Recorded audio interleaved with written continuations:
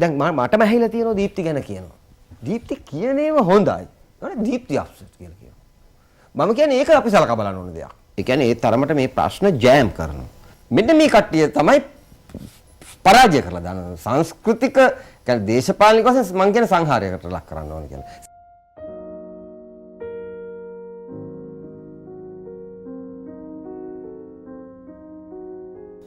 80 දශකයෙන් 90 දශකයට එනකොට පුරවැසියෙක් හැටියට මේ මම දැකපු දේවල් ටික කිව්වොතින් පෙනිච්ච දේවල් අපි මේ ඒ වගේ තියෙන මතවාද මේ දේශපාලන තත්වයන් පැත්තක තියලා දෘශ්‍යමානව පෙනිච්ච දේවල් ටික ගත්තොතින් මම එකක් කියන්නම් මේ අපි පුංචි කාලේ බිමල් වල ටයිල් වර්ග තියෙන්නේ. ඕව නිකන් 4-5ක් වගේ ටයිල් වර්ග තිබුණේ. නමුත් ගණන් කරන්න බැරි තරම් විවිධ ස්ටයිල් තියෙන මේ ටයිල් හැදෙනවනේ. ෂෝරූම් වල එහෙම ටයිල් තියෙනවා. Tamanට කැමැතිව තෝරගන්න පුළුවන්. එතකොට ඒ වගේ සමහර ඒවා තියෙනවනේ අර දැන් මේ ස්ටේෂන් එකක කකුලට ගෙවිච්ච කළු ගල් වගේ මතු පිටවල් තියෙන ටයිල්. ඊට පස්සේ ඔය ගෝනි පඩංගු වගේ කටු මැටි බිත්ති වගේ නැත්නම් අර ක්‍රැක් වෙච්ච මේ ටෙරාකොටා වගේ හැබැයි ඒවා ක්‍රැක් වෙච්ච නෙමෙයි. ඒවා ප්‍රොඩක්ෂන් එකේ නිකන් එහෙම ස්ටයිල් එකකට හදලා තියෙන්නේ. ඒ වගේ විවිධ තමන්ට කැමති ස්ටයිල් තෝරගන්න පුළුවන් ස්ටයිල් එක තෝරගන්න පුළුවන් ටයිල් දකින්න හම්බෙනවා අපිට. ඊට පස්සේ අපි පුංචි කාලේ ඇඳුම් මැහුවේ ටේලර් කෙනෙක් ගාවට ගිහිල්ලා මෙෂර්මන්ට් අරගෙන අපි එක්ක ඇඳුම් ගිහින් දීලා නැත්නම් එයාගෙන් ඇඳුම් දමලා අපි කියන මෙන්න මෙතන කොලර් එක මෙහෙම වෙන්න ඕන අරක මෙහෙම වෙන්න ඕන මෙතන මේ පාට වෙන්න ඕන කියලා. එහෙම තමයි අපි ඇඳුම් මහගත්තේ. නමුත් 90 දශක වෙනකොට අපිට පේනවා මේ රෙඩිමේඩ් ඇඳුම්. තමන්ට කැමති විදිහට තෝරගන්න පුළුවන් ඇඳුම් වර්ග. ඒ කාලේ 90 දශකයේ ආවා ෆ්‍රෙන්ච් කෝන කියලා පස්සේ ඔය නෝ ලිමිට් කියලා නම වෙනස් වුණේ. ඉතින් ඒ වගේ විවිධ ඔඩෙල් මේ හවුස් ඔෆ් ෆැෂන් වගේ මේ රෙඩිමේඩ් ඇඳුම් විකුණන කඩ තොගයක් හැදුණා. තමන්ට කැමති ඒව තෝරගන්න පුළුවන්. ඊට පස්සේ සුපර් මාකට්. ඉස්සර සුපර් මාකට් තිබුණා නම් තිබුණේ කොළඹ විතරයි. මේ කාගිල්ස් වගේ ඒවා. ඊට පස්සේ ලංකාව පුරාම සුපර් මාකට් හැදෙන්න ගත්තා. ඊට පස්සේ මෑතක තමයි හයිවේ හැදුනේ. ඔය වගේ කියාගෙන ගියොත් ඒ කියන්නේ අර ප්‍රධාන ජාතික පත්තර වලට අමතරව ටැබ්ලොයිඩ් පත්තර තොග ගාණක් හැදුවා. ඊට පස්සේ රජයේ තිබිච්ච ජනමාධ්‍ය වලට අමතරව සිරස වගේ විවිධ පුජ්‍යලික ජනමාධ්‍යන ගත්තා. ඉතින් ඔන්න ඔහම ගත්තම මේක මේ පුදුමාකාර විදිහට වෙනස් වුණා. ඒ කියන්නේ අනේක තව එකක් ඒක වෙනස් වුණා. ඉස්සර කෙනෙකුට ඒ කියන්නේ ඔපචුනිටි එකක් කියන එක එහෙම ලේසියෙන් ලැබෙන්නේ නැහැ ඉස්සර. ඒ කියන්නේ ඒක රජයේ හෝ විශ්වවිද්‍යාලයේ හෝ සංස්කෘතික කටයුතු දෙපාර්තමේන්තුවේ හෝ අන්නේ වගේ බලයලත් අධිකාරිලත් ආයතනයකින් තමයි මිනිස්සුන්ට මේ අවස්ථාවන් ලැබෙන්නේ. මේ ජනමාධ්‍ය ගත්තත් එහෙමයි. ඊට පස්සේ එහෙම නෙවෙයි. මේ ඕන කෙනෙකුට අවස්ථාවල් ලැබෙන ගත්තා.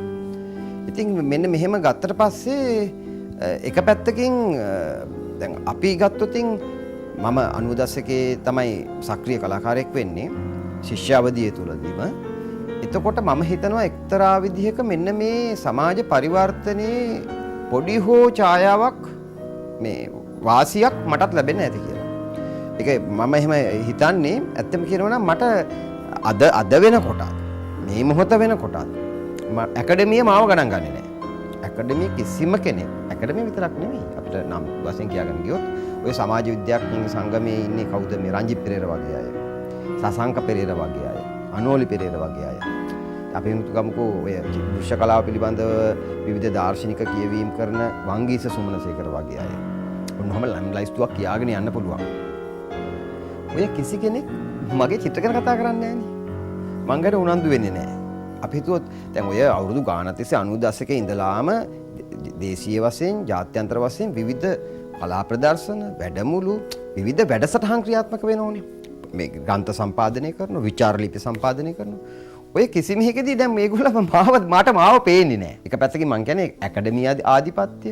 ඊට පස්සේ අර වගේ වෙනත් මේ පර්ෂද ඒ වගේ අධිකාරිලත් එහෙම නැත්නම් නොසලකා හරින අවස්ථාවන් දෙන්නේ නැති සමාජයේ සලකුණු කිරීම කරන්නේ නැති ඔහොම ඒවා අපිට මේ අනන්තවත් දකින්න හම්බ වෙනවා. ඉතින් අන්න මේ මම නමුත් එහෙම අවස්ථාවක් නොලැබුණා. Tamanට තනියම ඉදිරිපත් වෙලා දෙයක් කරන්න පුළුවන් හැකියාව 92 තුල නිර්මාණය වුණා. ඉස්සර එහෙම බෑ. කවුරු හරි කෙනෙක් කවුන්ටර් සිග්නේචර් එකක් දෙන්න ඕන. මේ අහවලා කියලා කියන්න ඕන. අන්න එහෙම එකක් තමයි තිබුණේ. ඒ කියන්නේ ඇත්තම කියනවා නම් මම ගැන මේ සුජිත් කියන්නේ මෙන්න මෙහෙම කළු සුදු වලින් අඳින මෙයාගේ චිත්‍රවල වැලියු කියන ෆන්ඩමෙන්ටල් එක ඩොමිනන්ට් වෙනවා. ඒක විශේෂ තත්වයක්. ඒකලා මගේ චිත්‍ර පිළිබඳව කියන්න පුළුවන් කාරණා ටිකක් තියෙනෝනේ. මෙන්න මේ කාරණා ටික මගේ චිත්‍රය සම්බන්ධයෙන් කියලා තියෙන්නේ ඔන්න මම කිව්ව જાතිය කට්ටිය නෙවෙයි. ඇකඩමියවත් ඒ කවුරක්වත් නෙවෙයි. මට හිතා ගන්න බැරි කට්ටිය කියලා තියෙන්නේ. එක්කෙනෙක් තමයි මේ මහාචාර්ය එස්.බි. දිසානායක. මහාචාර්ය S B. Dissanayake Sunday Observer, Sunday Island වගේ පත්තරවලට ඒ කාලේ මගේ චිත්‍ර ගැන ලිව්වා. ඉතින් ඒ වගේම වරුණි හපිවත්ත මට සමහර අයගේ නම් මතක් වෙන්නේ නැහැ. ඉතින් අන්න එහෙම අය තමයි මගේ චිත්‍ර කලාව ගැන කතා කරලා තියෙන්නේ. දැන් සිංහල පත්‍රවල ගත්තොත් මේ සාමාන්‍ය ක්‍රීඩා විචාරකයෝ වගේ අය තමයි මගේ චිත්‍ර ගැන කතා කරලා තියෙන්නේ. 90 දශකයේ මම සමාජය තුල එන්නේ අන්න අර තනි පුජ්‍යලයාට ලැබුණු කිසියම් කවුරුවත් අවස්ථාව දෙන්නේ නැතුව තනිව ඉදිරිපත් වීමේ හැකියාව මත.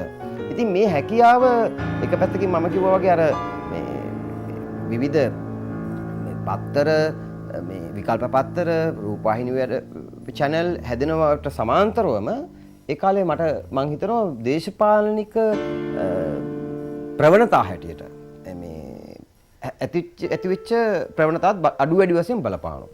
දැන් මම හිතනවා ඒ කාලේ විවරණ කියලා සංග්‍රහයක් තිබුණා. ඒ එස්.ජී. පුංචි හේවා එක සංස්කරණය කරේ. එතකොට ඒකේ විචාර ලිපි ඇවිල්ලා අර ඊට කලින් තිබුණු වමේ ඒවට වැඩිය ටිකක් ලිහිල් ස්වභාවයක් තියෙනවා. වෙනත් පැතිකඩ ආවරණය කරන බවක් පේනවා. විවරණ සංග්‍රහව, දියස සංග්‍රහව, මාතොට සංග්‍රහව, සිතිජේ සංග්‍රහව, හිරු සංග්‍රහව. ඊටත් කලින් ලක්දිව පුවත්පත, හිරු පුවත්පත. මෙන්න මේ වගේ ඇතිවෙච්ච වගේ තිබුණා අර සාම්ප්‍රදායික වමේ නොවන, කියන්නේ නියමුව පත්තරයට වෙනස්, ජවිපේ නියමුව පත්තරයට වෙනස් මේ කියවීම වෙනත් පැති අල්ලන ගතියක්.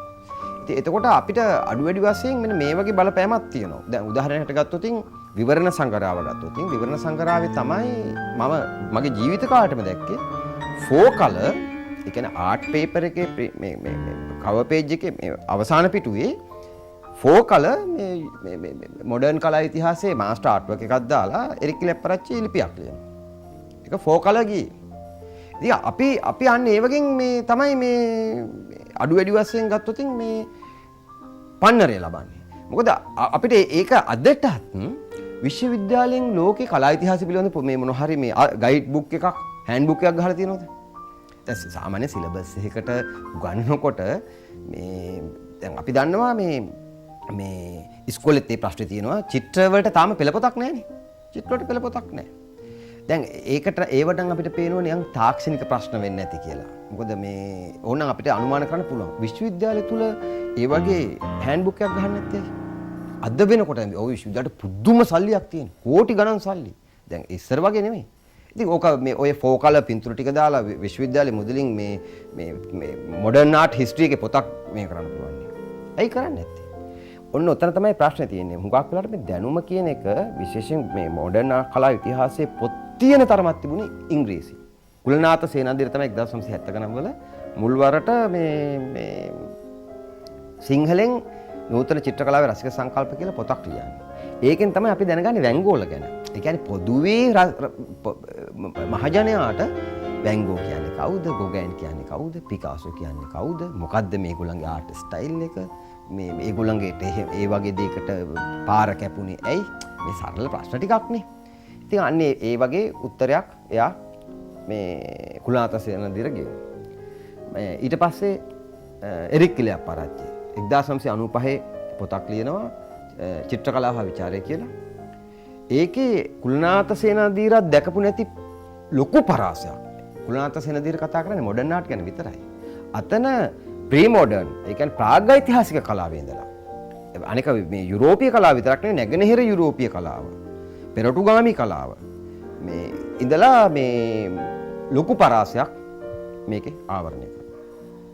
ඉතින් එතකොට ඒක ඒ දැනුම හරහා තමයි කවුරු හරි ගුරුවරයෙක්ගේ ගාවට යන්නේ නැතුව, එයාගේ ගෙදර ගිහිල්ලා රෙදි හොදාන්නේ නැතුව මේ බැල මෙහෙවරකම් කරන්නේ නැතුව එකට එකේ සම්බන්ධය පිටස්තරව ඉඳගෙන වැඩවසම් නොවි ගන්න පුළුවන් තියෙන විදිහ ඕකනේ. ලංකාවේ චිත්‍ර නැටුම් සංගීතවල තියෙන එහෙම නෙමෙයි.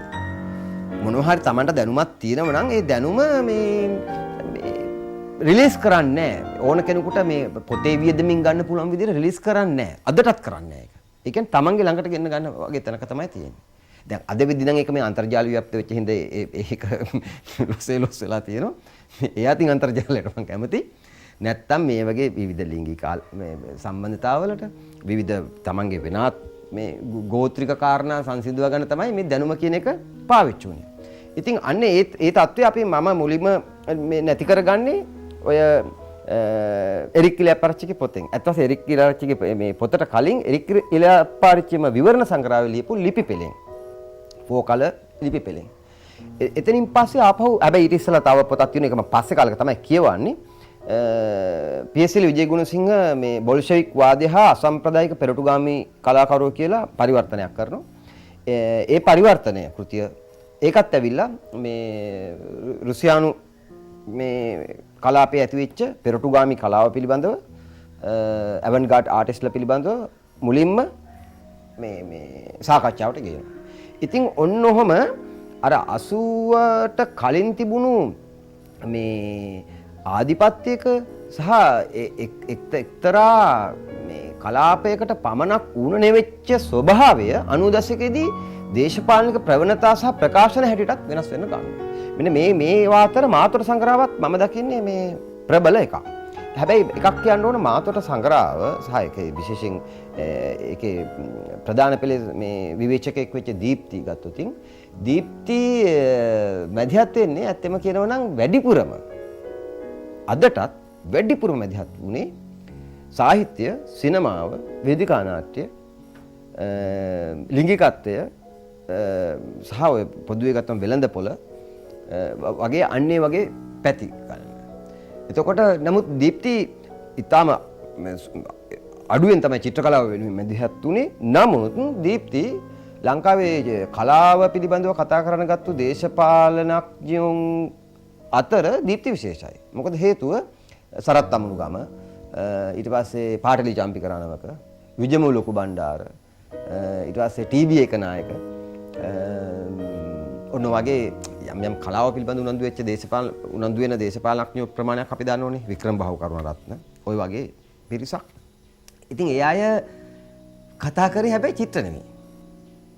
අර වගේම මේ නැටුම්, සංගීතය, සිනමාව, සාහිත්‍ය ඔව ගැන.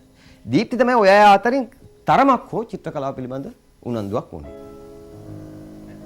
දීප්ති චිත්‍ර කලාවට මැදිහත් වෙච්ච විදිහ ගත්තම දීප්ති කතා කරේ චිත්‍ර කලාවේ ගුරුකුල, ශානර, approaches, turning point, ශෛලීන්, යම් යුග ඒව පිළිබඳව නෙවෙයි.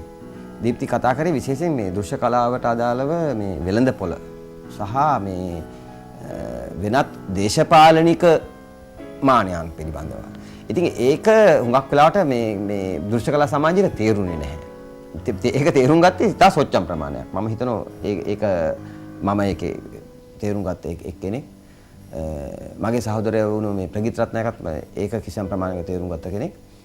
දීප්ති කතා කරපු කලාපය විශේෂයෙන් මේ පස්සේ කාලෙක 2001 වෙනකොට ඇත්ත වශයෙන්ම දීප්ති ඔය කලාව හා විසංයෝජනය කියන පොතෙන් ඩෙරිඩා වගේ මේ දෘශ්‍ය කලාවට සමීප කරන්නේ. අන්නේ ඒ කාරණය තමයි මේ දීප්තිගේ විශේෂ මම දකින.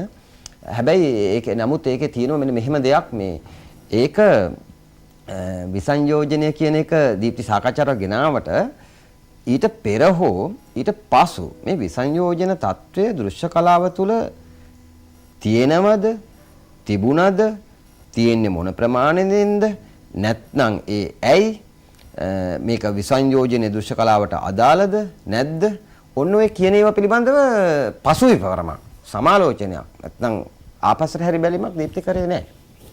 ඉතින් මේ දැන් උදාහරණයක් හැටියට ගත්තොත් 2001න් පස්සේ තමයි මම ඔය කගජ කියලා කලාමාලාවක් කරනවා. ඒ කලාමාලාවට ඍජුව බලපාන්නේ දීප්ති ගෙනාපු ඒ විසංයෝජනයේ සංකල්පය. හැබැයි මම පුරහල බෝම්බේ කෘතියේ දීප්තිගේ විසංයෝජන කියන සංකල්පය මට බලපෑවෙන්නේ නැහැ. ඒක 2000 දී මම කරන්නේ. හැබැයි ඒක විසංයෝජන කියන සංකල්පයේ හැටියට බලපාවේ නැති වුණාට දීප්තිගේ අදහසක් විදියට ඍජුව බලපෑවේ නැති වුණාට දීප්ති නියෝජනය කරපු මාතොට සංග්‍රහයේ පිටු සැකසුම් ආකෘතිය තමයි බලපෑවේ. ඉතින් එතකොට මං හිතන්නේ නිශාන්ත ගම්මුදුවත් හරි ඔය මට හරියට මතක නැහැ කවුරු හරි ඒ දවස්වල පිටු සැකසුම් කරපු කවුරු හරි කෙනෙක් හිටියා.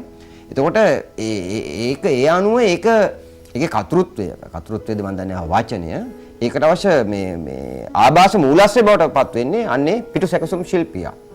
අනේ මේ එතන තමයි මට මේ ඒකත් මාතොට සංග්‍රහව නිසා වුණේ. මොකද ඊට කලින් තිබිච්ච පත්තර විකල්ප පත්තර ඒවත් එක ගතට පස්සේ මාතොට පිටුසැකසුම් කලාව සම්පූර්ණ වෙනස්.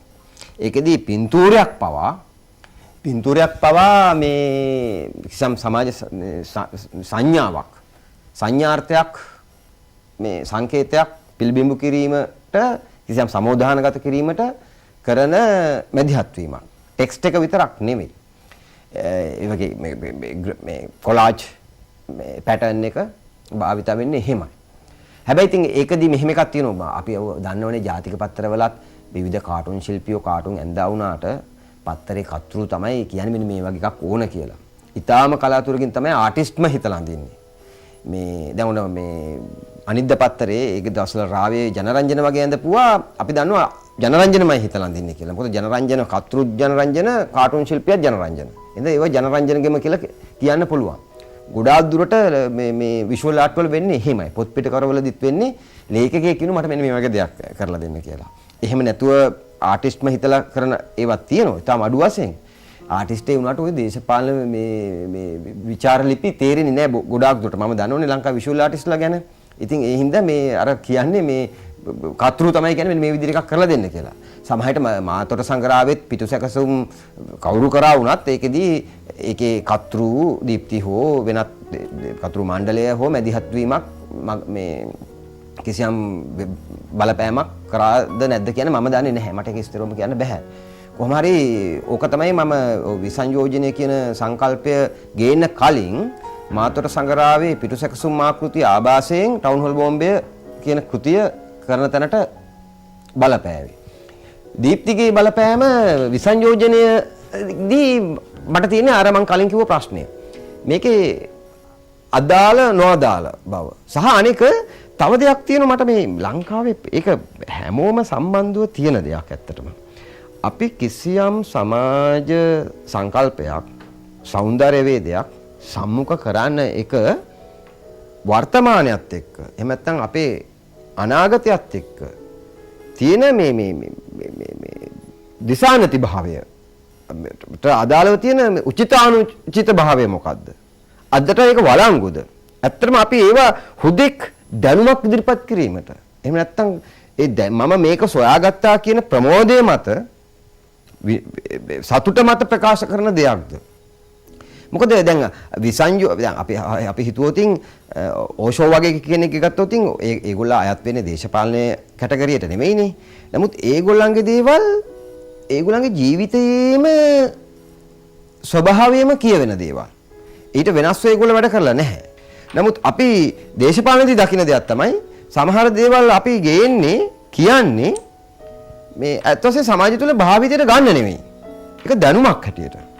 ඒක එක්කෝ ඒ දැනුම ඉදිරිපත් කිරීමේ ප්‍රමෝදය ලැබීම පිණිස. දෝ කියන එකේ මට දැන් මේ වෙනකොට එනවා. අපි හිතුවත් විසංයෝජන කියන සාකච්ඡාව අපි ගෙනාවන්නම් ඒක දිගින් දිගට කලාකෘති තුළ පරීක්ෂා කරන්න හෝ ඒක අදාළ වුණාද නැද්ද කියන මතය අපි ඉන්න ඕන. එතන ඒක දේශපාලනයට අදාළ කරගන්න ඕන. දැන් අපි හිතුවොත් දැන් මාක්ස්වාදය කියන එක කෙනෙක් දේශපාලනයට ගත්තට පස්සේ ඒ මාක්ස්වාදය මත පිටලානේ වැඩ කරන්නේ. දැන් JVP එක අද වෙනකොට මාක්ස්වාදී උගන්වීම් මොකවත් උපුටන්නේ නෑනේ තමන්ගේ ඔය නියමුවා පත්තරේ වගේ එකනම් මේ විතරයි ඒගොල්ලෝ උපුටන්නේ. ඉතින් ඒගොල්ලන්ගේ කාඩරේ ඕ කීප ගොල්ලක් මේ භාවිත කරන ඇරුණකොට ඒගොල්ලෝ විවහාරික සමාජයේදී මාක්ස්වාදී ගැන කතා කරන්නේ නෑ. ඒගොල්ලෝ කතා කරන්නේ මුදල් අක්‍රමිකතා, වංචා, දූෂණ වලට අදාළ මේ තාක්ෂණික ප්‍රශ්න ගැන. ඒක හොඳටම පේනවා. දිගින් දිගටම කතා කරන්නේ තාක්ෂණික ප්‍රශ්න ගැන. මේ හරි ජයවර්ධන ගැන හරි මේ ඔය වගේ විවිධ කට්ටිය ගැන තියෙන මේ ඒ වගේදී මෙන්න මෙහෙම මේක විසඳන්න පුළුවන් කියලා වගේ දේවල්. ඒවා වෙල පරිපාලන විසඳුම්, දේශපාලන විසඳුම් නෙවෙයි. නැත්නම් අර සද්ගුණවත් ප්‍රගතිශීලී හොඳ මිනිස්සයා විසින් කළ යුතු දේවල් ටික ඒගොල්ලෝ කියන්නේ. නමුත් එතන සමාජ දේශපාලන දෘෂ්ටිවාදයක් නැහැ. දැන් බුදුදහමේ තියෙන දෘෂ්ටිවාදයක් නේ. සමාජවාදී මාක්ස්වාදී තියෙන දෘෂ්ටිවාදයක්. ඒ දෘෂ්ටිවාදය ඇප්ලයි කරන්නේ නැහැ. අන්නේ ඒ වගේ මට දීප්තිගේ විසංයෝජනීය සංකල්පය ගැන මට අද වෙද්දි පේන්නේ එහෙම තැනක. කතිකාවන් ඇති වුණ හුඟක් ඒවා අක්‍රිය වෙලා තියෙනවානේ. සමහර ඒවා නැත්තරම නැති වෙලා තියෙනවා. සමහර ඒවා ජෝක් වෙලා තියෙනවා. ඒක අපිට පේනවා දැන් විශේෂයෙන් එක්ස් කණ්ඩායම වගේ ඒවා ගත්තම එක්ස් කණ්ඩායම ගෙන ආපු යම් යම් ප්‍රවාදයන් විචාරමානයන් අද පාවිච්චියට ගන්න එක්ස් කණ්ඩායමට ගෑවිලවත් නැති කට්ටිය.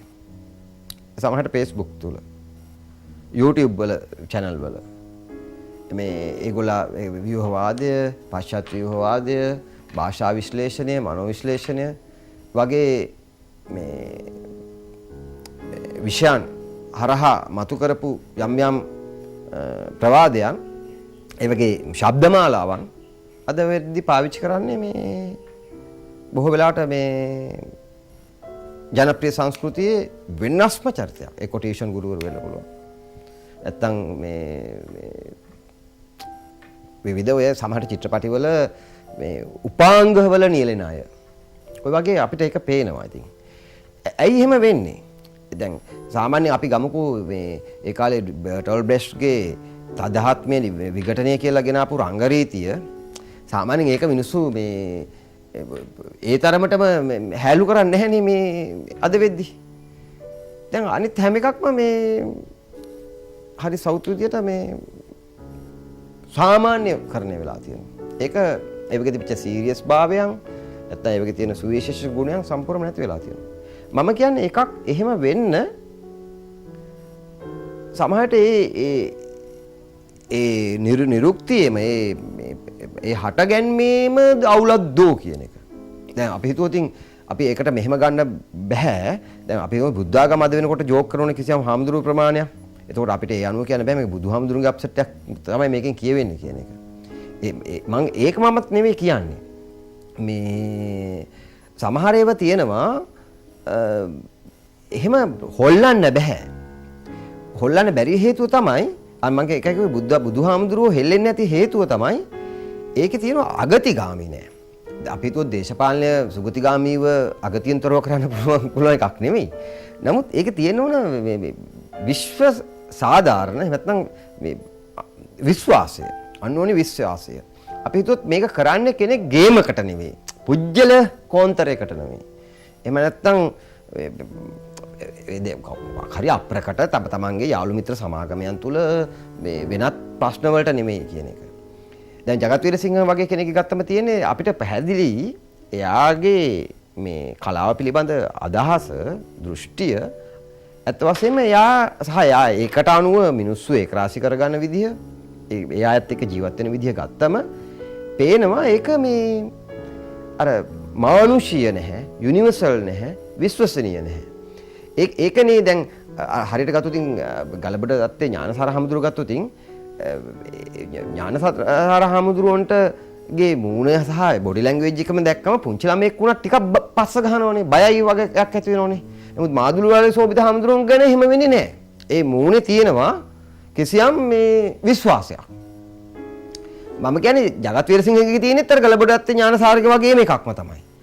එයා මොන කපටි විදිහට වසඟයෙන් මොන සිවිල් චරිත දිනාගත්තත් පුංචි ළමෙක් දිනා ගන්න බෑ.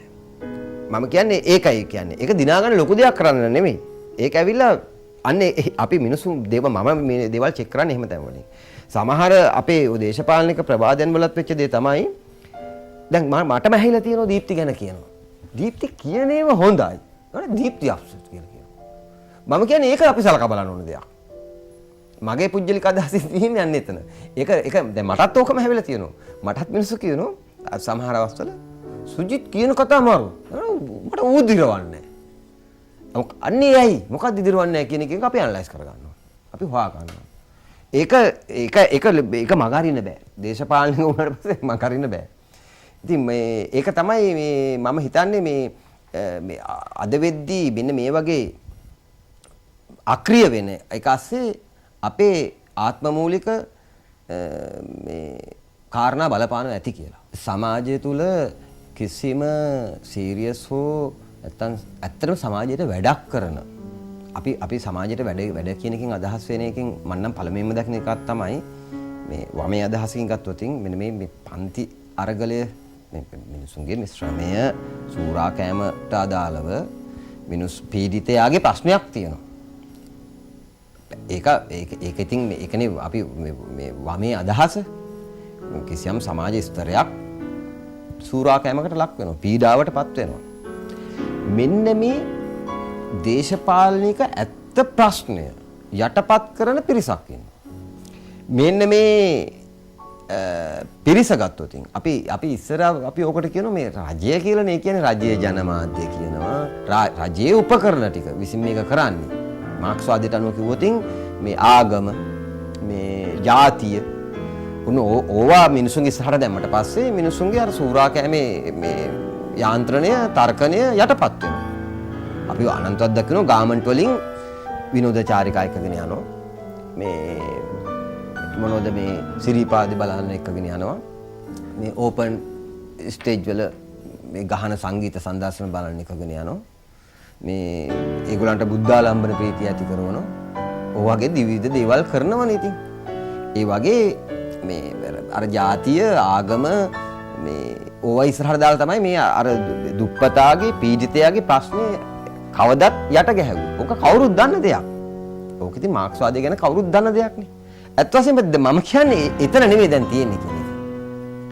දැන් තියෙන්නේ ජාතිවාදය ගැන කතා කිරීම නෙමෙයි ජාතිවාදයට විරුද්ධ වීම. නැත්නම් සමලිංගික අයිතිවාසිකම් ගැන කතා කිරීම. එහෙම නැත්නම් පරිසරය ගැන කතා කිරීම. මේ තව ගොඩාක් දේවල් තියෙනවා. ඒක කරන්නේ වෙනත් පිරිසක්. ලිංගිකත්වය, ලිංගික නිදහස. මේ සියල්ලෙන්ම වෙන දේ තමයි අර සමාජයක තියෙන ප්‍රධානම ප්‍රශ්නය යටපත් වෙනවා.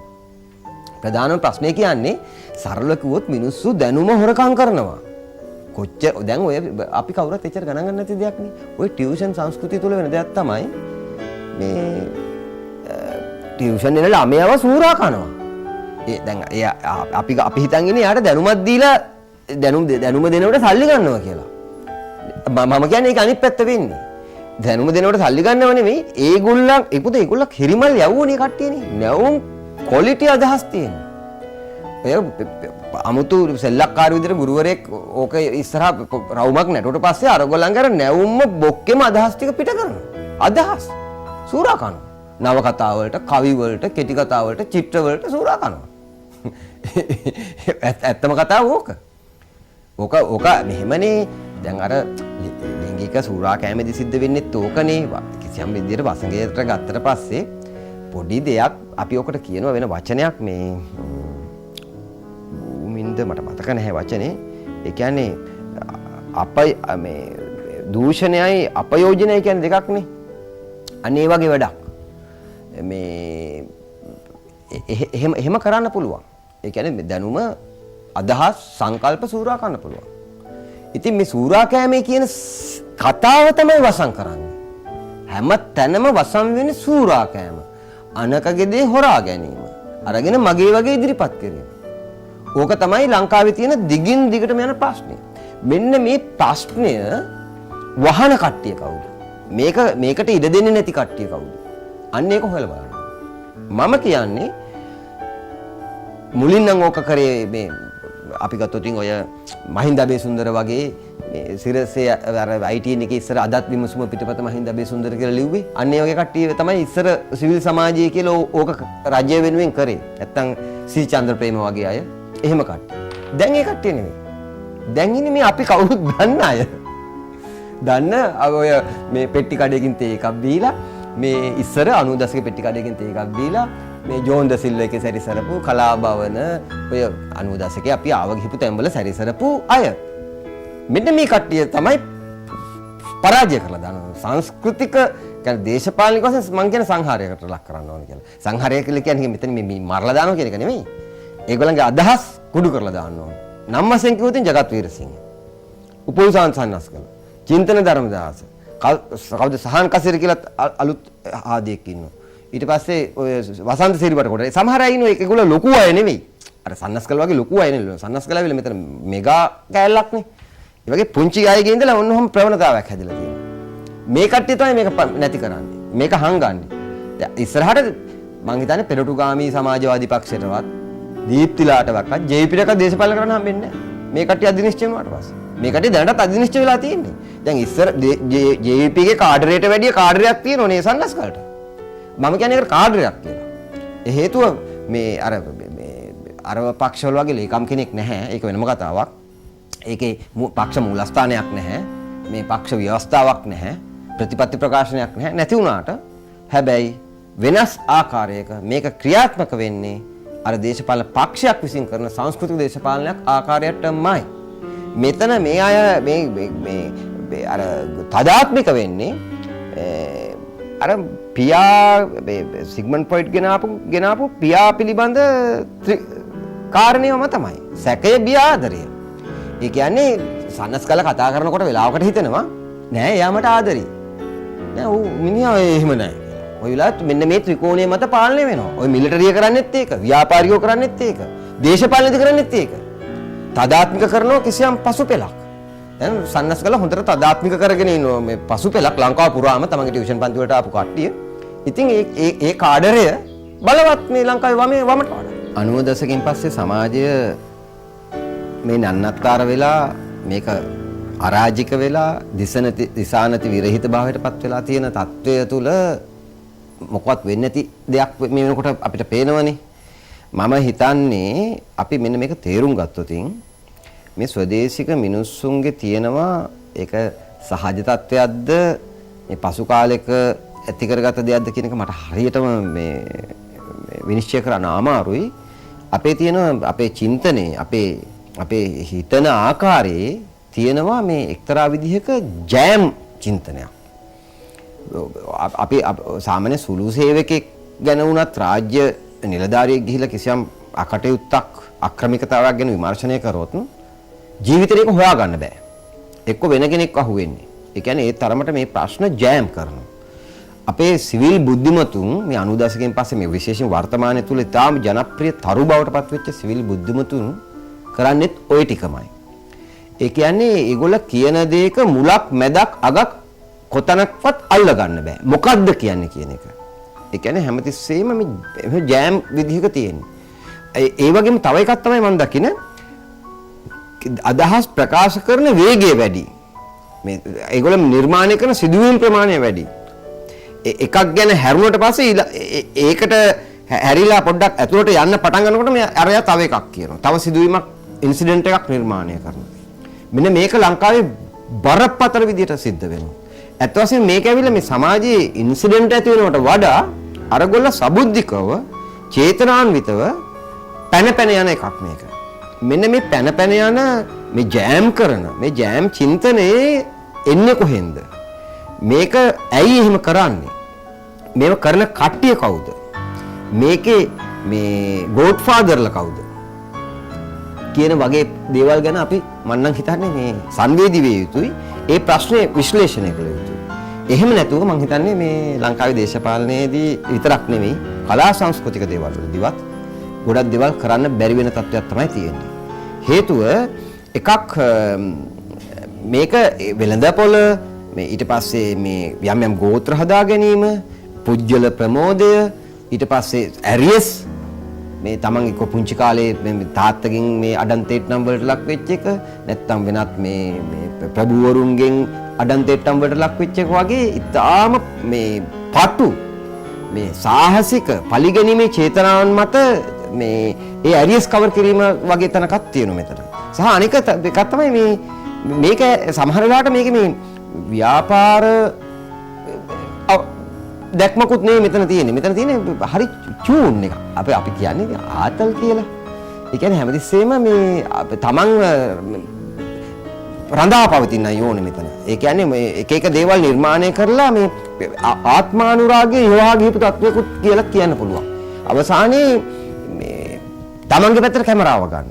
තමන්ගේ පැත්තට රටේ මොනතරම් සිදුවීමක් සිදු වුණත් ඒක දේශපාලනිකව මානුෂිකව විශ්ලේෂණය කරලා සමාජයේ සමතුලනය පිණිස මේක සමාජයේ මේ යහපත පිණිස දෙයක් වෙනවාට වඩා Tamanට පුළුවන් තරම් මේ සංකේත ප්‍රාග්ධනය ඇති කර ගැනීම, ජනප්‍රියත්වය ඇති කර ගැනීම, පිරිස හදා ගැනීම පිණිස මෙන්න මේ විදිහට පැන යන ජෑම් කරන වගේ චින්තනයක් ලංකාවේ මේ 90 දශකයෙන් පස්සේ මේකට ක්‍රියාත්මක වෙනවා. කියන්නේ සිත් මේ හිතන ආකාර thinking pattern එකක් ක්‍රියාත්මක වෙනවා. මෙන්න මේක තමයි මම හිතන්නේ මේ ඉස්සරහට අපි තේරුම් ගන්න ඕනේ සහ පරාජය කළ යුත්තේ.